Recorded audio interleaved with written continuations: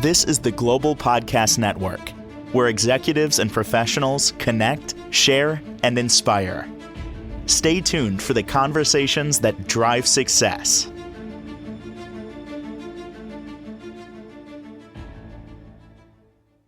Welcome back to the show. We are joined by Sabrina Clark once again live from Honolulu, Hawaii to talk more about her job as a dog trainer, career coach, and so much more with her foundation.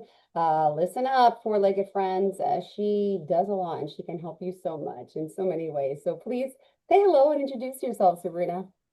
Hi, everyone. So happy to be here again. Really enjoyed this podcast and the opportunity to share my love of dogs with all of you. There are so many dog lovers in the United States. It's astounding that we treat them as family. We love them so much. But they can cause us grief and stress and liability. And there's a bridge that we have to gap between the two species, the human and the canine. And I have been so interested in it since childhood. So thank you for having me again. Well, thank you for being here again. And gotta say, Happy New Year. How did everything go for you? It was very good. My neighborhood was like Disneyland. There was these huge Really? aerials everywhere. It was just like boom, boom, boom, boom, boom. It was very festive. All the dogs did great. I only had one older golden retriever here that showed some signs of distress. But yeah, we all chilled out and it was fine. No problems.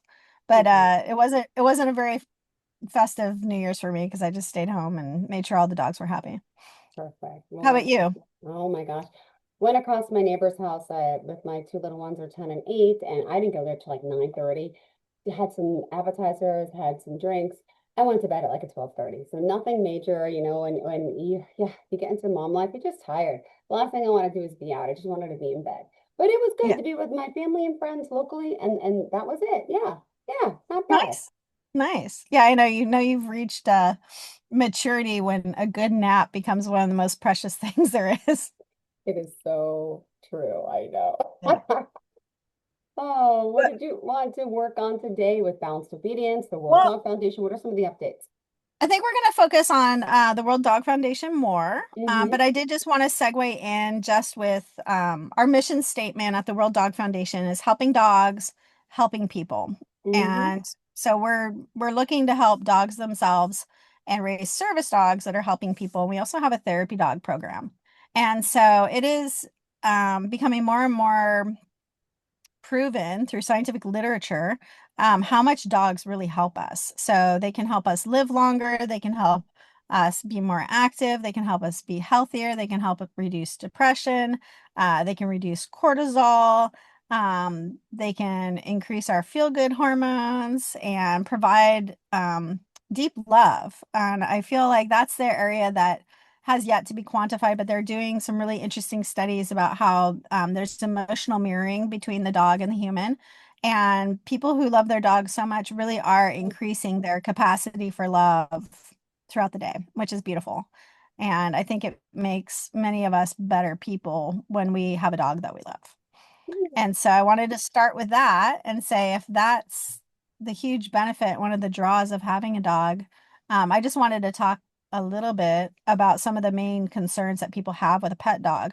Like what are the things that harms the relationship, basically. So we're just going to talk about three things. We're going to talk about destructive chewing, and jumping and barking, because all of those could be a liability in the sense that you could lose some property or disturb your neighbors or maybe get some clothes ruined or knock somebody over.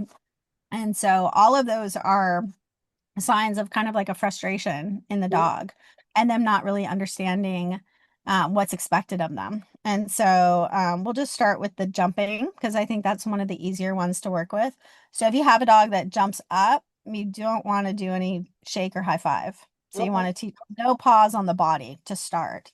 Okay. I don't recommend doing the shake or high five until the dog is more mature and is pretty much off leash trained. And then that's a cute trick to introduce, but I don't recommend introducing that to a dog that's still Okay. in leash training because it's too confusing for them to be putting their paw on the human, which in dog Mm-hmm. language, if they come and put the paw on another dog's neck, that can be a sign of dominance. And so if we're encouraging a behavior that's wired to dominance, then that could be confusion for the dog, as to who's really in charge here. And so the jumping, we can teach them to jump up and give a hug. In psychiatric service dog training, they do like a pressure therapy. But that should be different than a dog who's just coming and jumping on you. So if you go to a neighbor's house and they have a dog that jumps on you, it can be annoying or Yep. dangerous, right? Depending on the size of the dog and if you're scared of dogs. And then sometimes they can start jumping and then they can get mouthy and, it can become worse, right? So dogs need to be taught not to jump up. And so it is a training thing. So you want to work on getting a solid heel Got and a it. solid sit stay. And then you want to introduce a hand signal that means no jumping. So most people use this one here. Okay. Okay. You want to be like a police officer. You want your fingers touching and you want that energy to be coming towards the dog's face. We're never hitting the dog. We're just holding like a block. You also often hear about like turning your back on a puppy. That can work when they're super young and they're seeking attention. But once they're like 12, 14 weeks old, that technique doesn't really work anymore. And so you want to start claiming space. So I tell my clients, like, think of it as like sumo wrestling, where you got this line in the sand. And then if you're backing up, then that dog is claiming space and it's learning it can move you. So if a dog's jumping up on you, I'm not saying to like ramrod them or hurt them in any way, but just say off and just trudge into their space and push them back a little bit. If you just get in the habit when your dog's off leash that it can't make you withdraw, that kind of energy, Yep. then that right there will reduce a lot of that jumping behavior. But you do have to teach off means no jumping and work on your sit stays. And then you can couple that with lots of praise. So if you're interested in using a treat or a clicker, that's fine. You can mark that good behavior where they're greeting a stranger and they don't jump up, to really help set that into their mind that that's unwanted. So that's my little bit of advice today for jumping. If people have more Well, questions, they can always reach out. And then I well, I wanted to had a talk about, question. Speaking of jumping, because please. my neighbor's house when I went to New Year's Eve, they have a dog named Trooper who's 2 years old, and I think it's a golden lab. It's pretty big, adorable. My son tells me, "Oh, Trooper's not going to be there when you get there." I'm like, "Why?" And my son's 8. Oh, because Ryan, his friend who's 16, said he was humping too many people. They had to put him away for a little while. I'm like, "What?" I go over there, and it's just kids making fun, joking around. But Trooper is known for humping. But they were told they should not get the dog fixed because he's a thoroughbred of some sort until he was like 1 or 2, I guess. And you go over there and he jumps right on you and he does want to hump you. And he's humping everything and everyone, pillows. And you know what happens when dogs do that? Like it gets messy sometimes. And they're not doing anything about it. They said, "Oh, we have to wait a little longer to get him fixed." Just your take on that because it's annoying to walk I in the house to get attacked and then I to get know. humped and then other stuff. I would love to talk about that. This is like kind of a touchy subject because the veterinary industry is doing a fine job really studying the benefits of hormones on the dog's growth. So they're purporting reasons, mostly femur length and like golden retrievers, as to why you want to leave the male dog intact, the female as well, but to a lesser degree, so they can get full growth and development before you Okay. fix them. Okay, so So spay that's or like neuter. 2 years or a year. It depends on the breed. So like a Okay. Bernese Mountain Dog is gonna be like 2, like a Chihuahua is gonna be like 1. So the smaller breeds do mature quicker. Okay. There was a good study, and this is what I tell all my clients. They did a longitudinal study of service dogs. It was over 3,600 dogs. They were Goldens and Labs. And at what age they got fixed, we'll just call it being fixed, and what age, and if whether or not they passed as a service dog or not. And then they ran the data, and the sweet spot for fixing the dog was between 7 and 11 months of age. So that is a little shy than like waiting a year, like what many veterinarians are looking for. But I feel behaviorally, it makes such a huge difference because once we'll just talk about your humping dog, once that Super. desire gets going, even when they neuter that dog now, those pathways of that behavior are in the brain. And so it will definitely like fix him, it will calm him down, but it's never going to be as good as if they fixed him when he was 11 months and that behavior hadn't taken place yet because they will, have to be training him out of that. Oh, So I don't let dogs hump excessively. Like it can be viewed as an invitation to play or dominance, depending on who you're talking to. But it's just kind of considered like a rude behavior. To me, I like it's like teaching a child to keep their pants on. When they're little, they don't want to keep their pants on, and we have to teach them to keep their pants on. So same thing kind of with dogs. It's just like a manner that I'm expecting my dogs to not engage that behavior. And so all the puppies in the pack, like I teach them early on, like humping's not something we do around here. Mm-hmm. Um, and so I feel bad for that dog and Yeah. the Yeah. family. And I feel that they're at odds with the veterinary industry, and the veterinary industry isn't keeping pets in the home, right? They're just doing the best for the physical care of the animal. So if Mm-hmm. more people were like, oh, dogs are being surrendered to shelters because of bad behavior that could have been fixed if they were fixed, which is Oh, why almost all shelter dogs are fixed because we don't want overpopulation. But at the same point, you're keeping many dogs together. Most boarding facilities don't want dogs that aren't fixed. yeah. The insurance can be higher. Yeah. You have dogs that aren't fixed. And then male on male aggression is the one thing that has been proven to be reduced if you get your male dog neutered. So, my personal advice to everyone listening Yeah. is to neuter by 11 months of age. The testosterone does cycle out of the system over like 30 to 45 days. So, it's like a de facto 1 year neuter. Yeah. Okay. So, I tell all my clients once that male dog like lifts his leg the first time to go pee, he's got enough testosterone, and that's the day to go and do it. Like that's the Got it. perfect amount. So I don't like neutering them when they pee like a girl. I feel like they don't have enough development yet. And then sometimes you do that late neuter, and it is a much more traumatic surgery. Yeah. Sometimes they need cauterization because there's a lot more vascularization, and I feel like they're better. As far as the females, if they come into heat, you're responsible Yeah. to keep her from not getting pregnant for about a month. And the first heat's usually pretty mild as far as bleeding, right? And so, but they're fertile for 28 days. So that's 28 days you got to really watch Really? yeah, yeah. So, humans, it's like Yeah. once a week, 1 week out of every month. Hmm. Dogs, it's 1 month out of every six. Wow. So I know. So you have to really be mindful that she doesn't get loose. And a lot of females have a desire to go and roam at more like a male dog when they're Yeah. fertile because they want to go and make a family. See, I think unless you're really able to keep intact dogs properly, which most breeders can because they understand the energy, people who show dogs understand the energy. You have to be a little bit more corrective. It's kind of like having a stallion Yeah.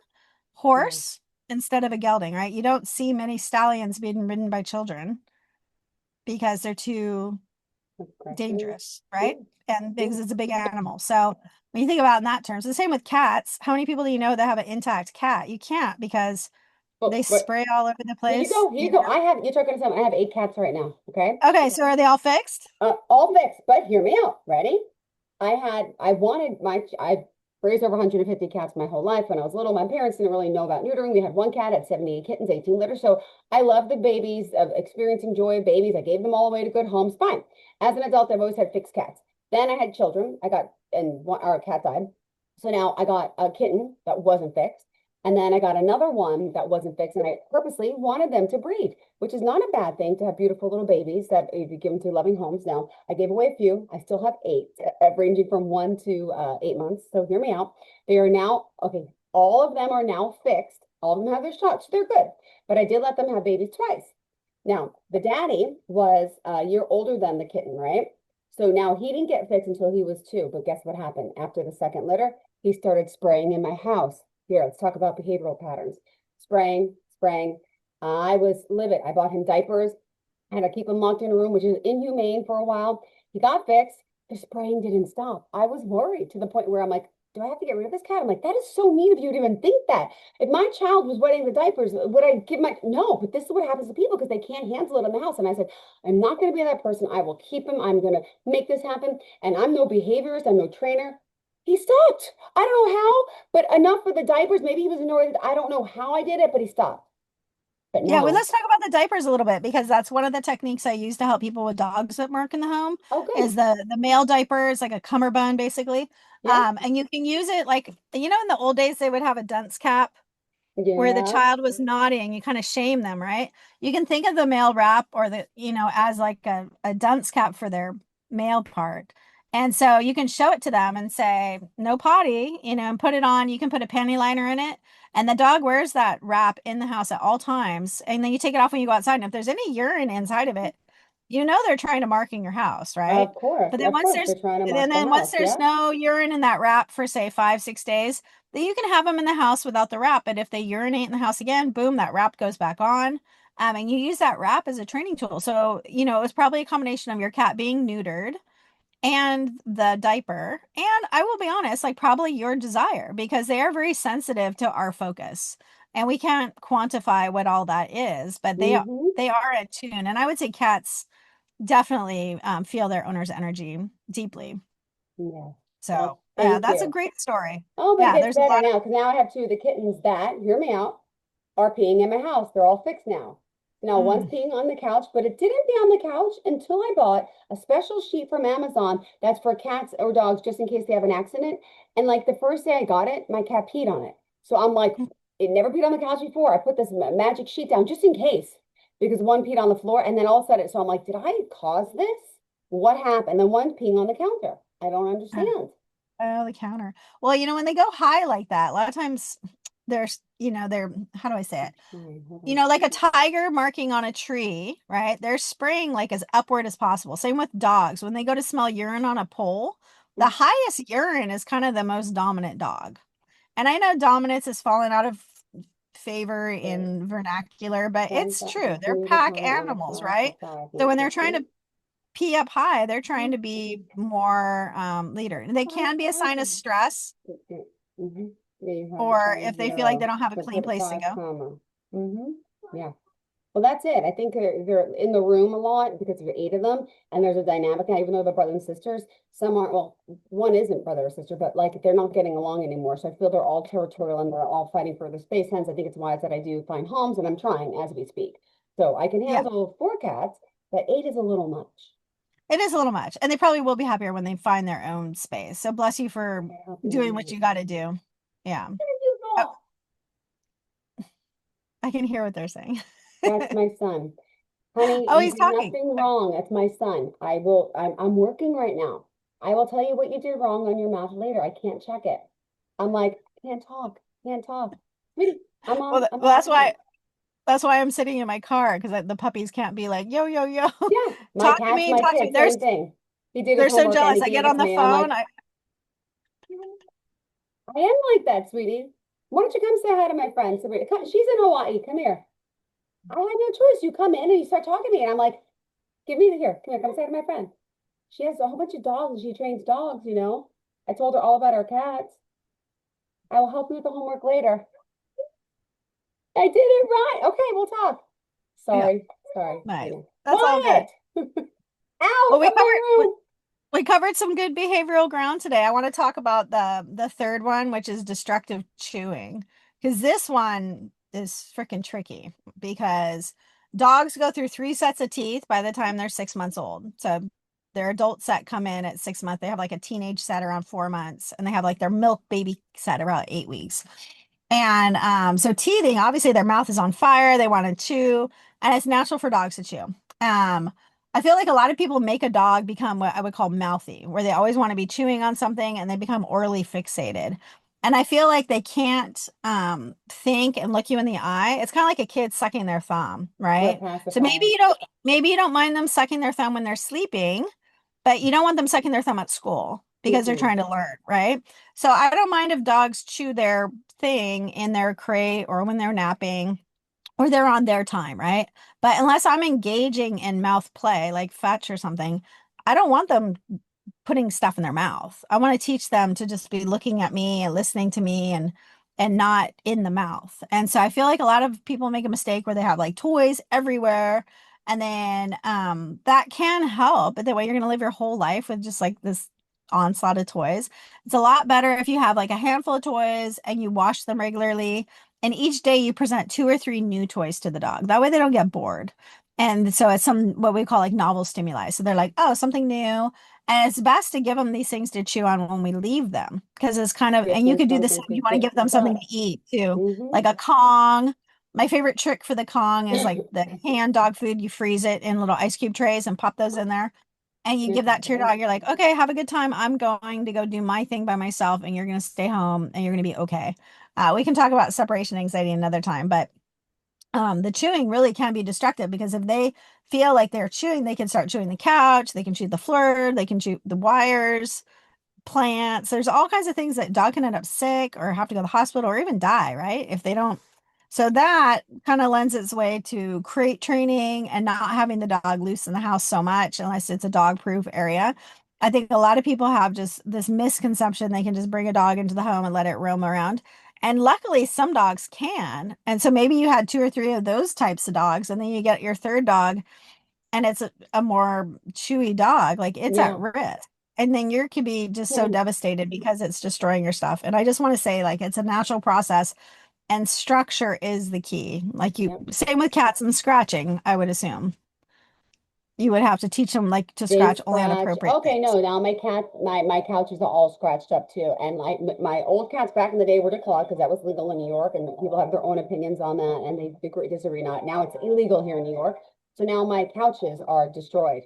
It's like, what do you do? I know, And then my old vet, who was a dear friend of mine who passed away 2 years ago, he told me years ago he declawed my other cats. He's like, Jill, it's like it's not major. I know everyone talks about ripping out the knuckles, and I saw him do it. So I'm like, yeah. He's like, it is. And it could traumatize some people, behavioral issues. My cat's never had that, thank goodness. And he was like pro for it. He's like, if it's going to keep people home animals in people's homes, and he's like, he used to do it all the time. So again, you may be against that. That's fine. I'm not, but now it's illegal here in New York. So now I have horrible couches, and I just bought stuff from Amazon the other day, like tape. I'm going to try that next, but I don't know what to do. Sorry. Yeah, you need like a plexiglass couch. Yeah, exactly. Yeah. Um, Yeah, that is a hard one. I know. Some people with cats, they end up with, kind of like what do I call it? Like the wooden futon frame with just like the cushions on it, And then that way there's not anything for the cat to scratch. And then you can provide like proper cat scratching positions for them.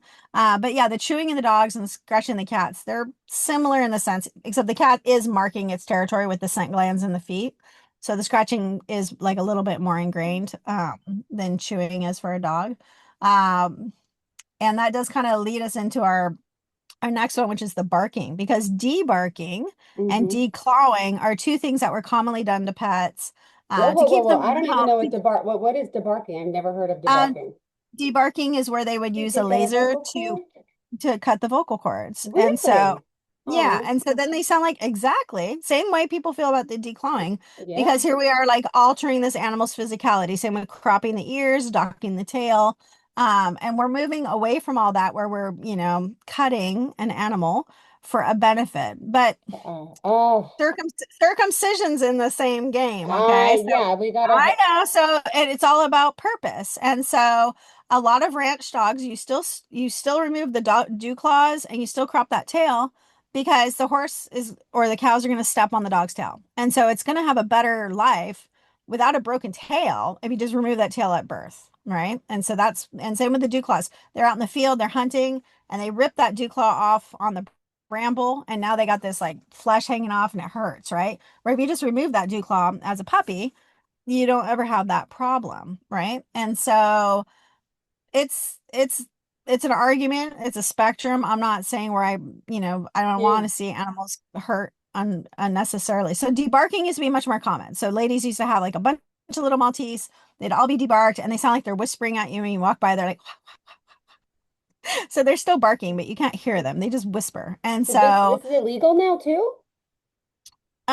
Or is it's it? yeah, it's not commonly done. It's they're not really teaching how to do it in vet school anymore. Okay. And so a lot of, yeah, it's like a secret society that still debarks. You just don't see it much anymore. Got And it. so Okay. it's not favorable, just like the declawing. But it does come back down to that same argument about like, oh, we're keeping animals in the home. And then I think if you look at like when we're talking about keeping animals as healthy and happy as possible, really what we're looking at is kind of like a generational game. And so Hmm. the dogs that tend to bark, like a beagle, they're going to become extinct. And the cats that, scratch up all your furniture are not going to be like bred, right? So we're not talking about rescue animals, but we're talking about breeds that are bred specifically. So like say rag dolls are like a lazier cat. And I'm not a cat expert, but if there's a certain type of cat that is like easier in the home the Yeah. Sphinx that doesn't shed, people are just going to start breeding what is like a better animal for the situation, Mm-hmm. which is why I feel like the doodles have become so popular because, like the number one breed on the AKC list is the Labrador Retriever. But I'm curious how many doodles are in America compared to Labrador Retrievers. And the AKC never recognized the Labradoodle. And now Oh, there's golden wow. doodles and bernedoodles and schnoodles and cockapoos and it goes on and on and on. And so a lot of purebred breeders are like, oh, I hate the doodle. It's a mutt. But if they weren't good dogs, there wouldn't be so many of them. Yeah. So you have a dog that's not shedding. They're generally low liability. They're highly intelligent. They're generally good family pets. And so, people over time, they're like, oh, I want a doodle because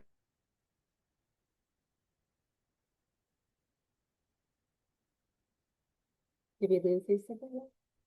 no There you go. longer using surgery to control animals.